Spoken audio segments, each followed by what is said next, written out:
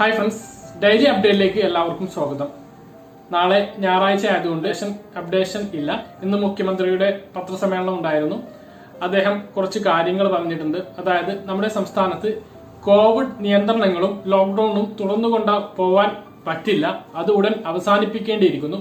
അതുപോലെ എനിക്കുണ്ടായ നിങ്ങൾ വളരെയധികം ശ്രദ്ധിക്കേണ്ട ഒരു അനുഭവമാണ് നിങ്ങളുമായി പങ്കുവെക്കുന്നത്. ഫേസ്ബുക്ക് ചാറ്റിംഗിലൂടെ നിങ്ങൾ ചതിക്കപ്പെടാനുള്ള സാധ്യതയുണ്ട്. ആ തെളിവ് സഹിതമാണ് നിങ്ങൾക്ക് മുന്നിൽ ബോധ്യപ്പെടുത്തി തരുന്നത്.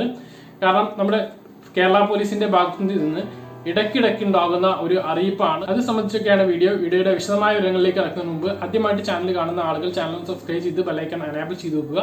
കൂടുതൽ ആളുകളിലേക്ക് ഈ വീഡിയോ എത്തിച്ചേരാൻ വേണ്ടി തീർച്ചയായിട്ടും നിങ്ങളൊന്ന് ലൈക്ക് ചെയ്യുക. ആദ്യം ഞാൻ എനിക്കുണ്ടായ അനുഭവത്തെക്കുറിച്ച് തന്നെ പറയാം. ഇന്ന് കേരള പോലീസിന്റെ ഒരു മുന്നറിയിപ്പുണ്ട്. സ്ത്രീകൾക്കും പെൺകുട്ടികൾക്കുമാണ്. അവർ സ്വന്തം പ്രൊഫൈലുകൾ സോഷ്യൽ മീഡിയകളിൽ പബ്ലിക്കാക്കി ഇടരുത്. സ്വന്തം സുഹൃത്തുക്കൾക്ക് മാത്രം കാണാവുന്ന രീതിയിൽ പ്രൊഫൈലിൽ സെറ്റ് ചെയ്യണം അത് എന്നാണ് അവർ പറഞ്ഞിട്ടുള്ളത്. ആ ഫോട്ടോകൾ ദുരുപയോഗം ചെയ്ത് സ്ത്രീല ആപ്ലിക്കേഷന്റെ പരസ്യത്തിനും അതുപോലെ തന്നെ മറ്റ് ദുരുപയോഗങ്ങൾക്കും മറ്റ് സെക്സ് ചാറ്റുകൾക്കൊക്കെ വേണ്ടിയിട്ട് ഈ ഫോട്ടോകൾ ഉപയോഗിക്കാനുള്ള സാധ്യതയുണ്ട്. അത്തരത്തിലുള്ള ഒരു കാര്യമാണ് ഇന്നലെ എനിക്കുണ്ടായ ഒരു അനുഭവമാണ് പറയുന്നത്. ഈ കാണുന്നത് സ്ക്രീൻഷോട്ട് നിങ്ങൾ ശ്രദ്ധിക്കുക. ഇത്തരത്തിലുള്ള ഒരാൾ എന്റെ ഫ്രണ്ട് ആയിട്ടുണ്ട്. എനിക്ക് ഫ്രണ്ട് റിക്വസ്റ്റ് വന്നിട്ടില്ല, ഞാൻ ആക്സെപ്റ്റ് ചെയ്തിട്ടില്ല, ഞാൻ അങ്ങോട്ട് ഫ്രണ്ട് റിക്വസ്റ്റ് അയച്ചിട്ടില്ല. പക്ഷെ ഞാൻ ഓൺലൈൻ ഉണ്ടായ സമയത്ത് എനിക്കൊരു മെസ്സേജ് വന്നു. സ്വാഭാവികമായിട്ടും നമ്മളൊന്ന് പ്രതികരിച്ചു. ഈ പ്രൊഫൈൽ ഞാൻ സന്ദർശിച്ച സമയത്ത് തന്നെ എനിക്ക് മനസ്സിലായി, എനിക്ക് ഇതിനെക്കുറിച്ച് ധാരണ ഉള്ളത് കൊണ്ട് തന്നെ എനിക്ക് കാര്യം മനസ്സിലായി, ഇത് ഈ ഒരു ട്രാപ്പാണ് എന്നുള്ളത്. എനിക്കൊരു വീഡിയോക്ക് ഒരു വിഷയം കൂടി ആയി എന്നുള്ള നിലയ്ക്ക് ഞാൻ വളരെയധികം സന്തോഷിച്ചുകൊണ്ടാണ് അവരുടെ ചോദ്യങ്ങൾക്ക് മറുപടി നൽകിക്കൊണ്ടിരുന്നത്. കൂടുതൽ സമയമൊന്നും എടുത്തില്ല, ഒരു 10-15 മിനിറ്റിനകം അവർ ആവശ്യപ്പെട്ടത് നമുക്ക് സെക്സ് ചാറ്റിൽ ഏർപ്പെടാം എന്നുള്ളതാണ്. അപ്പോൾ ഇതിങ്ങനെ തുറന്നു പോകുന്ന സമയത്ത് തന്നെ വീഡിയോ കോൾ വരും എന്നുള്ളത് എനിക്ക് തോന്നി. ഇത്തരത്തിലുള്ള വീഡിയോ കോൾ വരികയാണെങ്കിൽ നിങ്ങൾ ചെയ്യേണ്ടത് നിങ്ങളുടെ ഫ്രണ്ട് ക്യാമറ, നിങ്ങളുടെ മൊബൈലിന്റെ ഫ്രണ്ട് ക്യാമറ അടച്ചു പിടിച്ചുകൊണ്ട്, വിരലുകൊണ്ട് അടച്ചു പിടിച്ചുകൊണ്ട് നിങ്ങൾക്ക് വേണമെങ്കിൽ ആ ഫോൺ അറ്റൻഡ് ചെയ്യാം, അല്ലെങ്കിൽ ആ ഫോൺ എടുക്കാതിരിക്കാം, ഉള്ള വീഡിയോ കോളുകൾ അറ്റൻഡ് ചെയ്യാതിരിക്കാം. എനിക്ക് എന്തായാലും അത്തരത്തിലുള്ള ഒരു വീഡിയോ കോൾ കാണാനുള്ള ത്രാണി ഇല്ലാത്തത് കൊണ്ട് തന്നെ ഞാൻ വേറെ ഒരു നമ്പർ ഇട്ടു. നിങ്ങളുടെ ഈ ചാറ്റുകളെല്ലാം ഞാൻ സ്ക്രീൻ റെക്കോർഡ് ചെയ്യുന്നുണ്ട്. അപ്പൊ അവർ ചോദിച്ചു എന്തിനാണ് ഇതാ ഈ ചാറ്റുകൾ നിങ്ങൾക്ക് കാണാൻ കഴിയും. ഞാൻ ലാസ്റ്റ് പറഞ്ഞത് നിങ്ങൾ ചാറ്റ് ചെയ്യുന്നത് കേരള പോലീസിന്റെ സൈബർ ഡിപ്പാർട്ട്മെന്റിനോടാണ്. അപ്പോൾ അതിന്റെ തൊട്ട് താഴെ നോ പ്രോബ്ലം എന്ന് പറഞ്ഞിട്ട് എന്റെ ആ അക്കൗണ്ട് സ്പോട്ടിൽ ബ്ലോക്ക് ആക്കി പോയി. പിന്നെ അവരെ കാണാനില്ല, പിന്നെ എനിക്ക് അവർക്ക് മെസ്സേജ് അയക്കാൻ പറ്റാത്ത ഒരു രീതിയാണ്. അപ്പൊ നിങ്ങൾക്ക് ഇത്തരത്തിലുള്ള അനുഭവങ്ങൾ ഉണ്ടായാൽ നിങ്ങൾ ഈ ഒരു വീഡിയോ കോൾ ചെയ്യുകയാണെങ്കിൽ അവർ ആ വീഡിയോ കോൾ സ്ക്രീൻ റെക്കോർഡ് ചെയ്യും. സ്ത്രീ ആണെങ്കിൽ പുരുഷനും, പുരുഷനാണെങ്കിൽ സ്ത്രീയുമായിരിക്കും മറ്റേ ഭാഗത്ത് നിന്ന് ഈ ഒരു വീഡിയോ കോൾ ചെയ്യുന്നത്. അവർ പൂർണ്ണമായും നഗ്നത പ്രദർശിപ്പിച്ചുകൊണ്ടായിരിക്കും വീഡിയോ കോൾ ചെയ്യുന്നത്. ആ വീഡിയോ കോൾ അവർ സ്ക്രീൻ റെക്കോർഡ് ചെയ്യും. നമ്മുടെ മുഖം അടങ്ങുന്ന ഭാഗം അവർ സ്ക്രീൻ റെക്കോർഡ് ചെയ്തിട്ട് നമ്മളെ പിന്നീട് ഭീഷണിപ്പെടുത്തും. വീഡിയോ നിങ്ങളുടെ ഫേസ്ബുക്കിൽ പോസ്റ്റ് ചെയ്യും. അതുപോലെ തന്നെ നിങ്ങളുടെ ആളുകൾക്ക് അയച്ചു കൊടുക്കും. അല്ലെങ്കിൽ ഇത്ര പണം വേണം എന്ന് പറഞ്ഞിട്ടുള്ള ഭീഷണിയാണ്. ഇത്തരത്തിലുള്ള കോളുകൾ, ഇത്തരത്തിലുള്ള ചാറ്റുകൾ നിങ്ങൾക്ക് വരാൻ സാധ്യതയുണ്ട്. അത് വാട്സപ്പിലായാലും ഫേസ്ബുക്ക് മെസ്സഞ്ചറിലായാലും നിങ്ങൾ സൂക്ഷിക്കുക.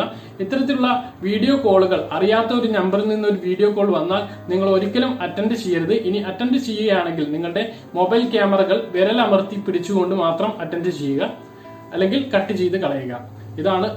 ഇതാണ് വളരെ പ്രധാനപ്പെട്ട ഒരു വിഷയമായിട്ട് നിങ്ങളെ ഓർമ്മിപ്പിക്കാനുള്ളത്. എല്ലാവരും ശ്രദ്ധിക്കേണ്ട ഒരു വിഷയമാണ്. ഇത്രയാണ് അതുമായി ബന്ധപ്പെട്ട് പറയാനുള്ളത്. മുഖ്യമന്ത്രിയുടെ പത്രസമ്മേളനം ഉണ്ടായിരുന്നു. പത്രസമ്മേളനത്തിൽ മുഖ്യമന്ത്രി പറഞ്ഞ കാര്യങ്ങൾ ഇവയൊക്കെയാണ്. കോവിഡ് കുറയാതെ നിൽക്കുന്നതിൽ ആശങ്ക വേണ്ട. നമ്മുടെ സംസ്ഥാനത്ത് കാര്യങ്ങൾ നിയന്ത്രണ വിധേയമാണ്. ലോക്ക്ഡൌൺ തുറന്നു കൊണ്ടുപോകാൻ കഴിയുകയില്ല. അത് ഉടൻ അവസാനിപ്പിച്ചേ മതിയാകൂ. ഇളവുകൾ ഘട്ടം ഘട്ടങ്ങളായിട്ട് ഇളവുകൾ നൽകും. ഇളവുകൾ ദുരുപയോഗം ചെയ്യുവാൻ അനുവദിക്കില്ല. അതുപോലെ തന്നെ ഗർഭിണികൾക്കും ഉടൻ വാക്സിൻ നൽകുന്നതായിരിക്കും. അതിന് വേണ്ടിയിട്ടുള്ള മാർഗനിർദ്ദേശങ്ങൾ ഉടൻ പുറത്തിറക്കും എന്ന് വ്യക്തമാക്കിയിട്ടുണ്ട്. അതുപോലെ തന്നെ ഇന്നത്തെ കോവിഡ് കണക്കും മറ്റു അറിയിപ്പുകളും നോക്കാം. ഇന്ന് സംസ്ഥാനത്ത് 14,087 പേർക്കാണ് കോവിഡ് രോഗം സ്ഥിരീകരിച്ചത്. 11,867 പേർക്ക് രോഗമുക്തിയുണ്ടായി. കഴിഞ്ഞ 24 മണിക്കൂറിനിടെ 1,31,682 സാമ്പിളുകളാണ് പരിശോധിച്ചത്. TPR 15 മുകളിലുള്ള തദ്ദേശ സ്ഥാപനങ്ങൾ, ട്രിപ്പിൾ ലോക്ക്ഡൌൺ നിലനിൽക്കുന്ന തദ്ദേശ സ്ഥാപനങ്ങൾ, 196. ഇന്ന് വാരാന്ത്യ ലോക്ക്ഡൗൺ ആയിരുന്നു, അത് നാളെയും തുടരുന്നതാണ്. കോവിഡുമായി ബന്ധപ്പെട്ടും ലോക്ക്ഡൗണുമായി ബന്ധപ്പെട്ടും ഇത്രയാണ് പറയാനുള്ളത്. ഇനി മറ്റ് അറിയിപ്പുകളിലേക്ക് വരാം. ആധാർ കാർഡുമായി ബന്ധപ്പെട്ടിട്ടുള്ള ഒരു കാര്യമാണ് ഇനി പറയുന്നത്. വാലിഡേഷൻ ലെറ്റർ മുഖേന ആധാർ കാർഡിലെ മേൽവിലാസം അപ്ഡേറ്റ് ചെയ്യുന്നതിനുള്ള സേവനം താൽക്കാലികമായി നിർത്തിവച്ചിരിക്കുന്നു. ഇനി ഒരു അറിയിപ്പ് ഉണ്ടാകുന്നതുവരെ ഈ സേവനം ലഭ്യമാകുകയില്ല.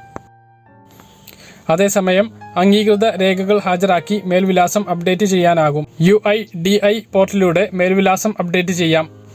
ഈ സേവനം അവസാനിപ്പിക്കുന്നത് വിലാസം മാറ്റാൻ മറ്റ് രേഖകളൊന്നും കൈവശം ഇല്ലാത്ത ആളുകൾക്ക് വിനയാകും. പഴയ കാർഡുകൾ പ്രിന്റ് ചെയ്ത് നൽകുന്ന സേവനവും UIDI നിർത്തലാക്കി. ജൂലൈ 26, 27 ദിവസങ്ങളിൽ ആമസോണിലൂടെ വൻ വിലക്കുറവിൽ സാധനങ്ങൾ വാങ്ങാനാകും. വിവിധ വിഭാഗങ്ങളിലായി കിടിലൻ ഡിസ്കൗണ്ടുകളും ഓഫറുകളും ലഭ്യമാകും. ആമസോൺ പേ ഉപയോഗിക്കുന്നവർക്കും ഡെബിറ്റ് ക്രെഡിറ്റ് കാർഡുകളിലും അധിക ഓഫറുകൾ ലഭ്യമാകും. ജൂലൈ 24 വരെ ആമസോൺ പ്രൈം അംഗങ്ങൾ ചെറുകിട ബിസിനസ്സുകാരിൽ നിന്ന് ഓഫറുകളോടെ ഉൽപ്പന്നങ്ങൾ വാങ്ങാം. ഇതിന് 10% ക്യാഷ് ബാക്കും ലഭിക്കും. പരമാവധി 150 രൂപയാണ് ക്യാഷ് ബാക്ക് ലഭിക്കുക. അപ്പോൾ ജൂലൈ 26, 27 ദിവസങ്ങളിൽ കൂടുതൽ ആദായത്തോടു കൂടി ആമസോണിൽ നിന്ന് സാധനങ്ങൾ പർച്ചേസ് ചെയ്യാൻ കഴിയും. മറ്റൊരു പ്രധാനപ്പെട്ട അറിയിപ്പ് കെട്ടിട നിർമ്മാണ പെർമിറ്റിനായി ഇനി ഓഫീസുകൾ കയറി ഇറങ്ങേണ്ട എന്നുള്ളതാണ്. ഉടമകളുടെ സ്വയം സാക്ഷ്യപ്പെടുത്തലുകളിലൂടെ കെട്ടിട നിർമ്മാണ പെർമിറ്റ് കയ്യിൽ കിട്ടും. ഉടമയെ വിശ്വാസത്തിലെടുത്തുകൊണ്ട് നിർമ്മാണത്തിന് അനുമതി നൽകുക എന്ന നടപടിക്കാണ് സർക്കാർ ഇതിലൂടെ തുടക്കമിടുന്നത്. കെട്ടിടത്തിന്റെ അടിസ്ഥാനം പൂർത്തിയായി കഴിയുമ്പോൾ സ്ഥലപരിശോധന നടത്തും. നിർമ്മാണത്തിൽ ചട്ടലംഘനമുണ്ടെങ്കിൽ തുടക്കത്തിൽ തന്നെ ഇത് കണ്ടെത്താനാകും. എംപാനൽ ലൈസൻസുകളാണ് ഇതിനുള്ള നടപടികൾ സ്വീകരിക്കുക. ഇത്രയും അറിയിപ്പുകളാണ് ഈ ഒരു വീഡിയോയിൽ ഉള്ളത്. പറഞ്ഞ കാര്യങ്ങളെല്ലാം കൃത്യമായിട്ട് മനസ്സിലാക്കണമെന്ന് കരുതുന്നു. ഇതുപോലുള്ള ഇൻഫർമേഷനുകൾ ലഭിക്കാൻ ചാനൽ സബ്സ്ക്രൈബ് ചെയ്ത് ബെല്ലൈക്കൺ എനേബിൾ ചെയ്ത് വെക്കുക. മറ്റൊരു വീഡിയോയുമായി നമുക്ക് വീണ്ടും കാണാം. ദൂരേക്കും ബൈ.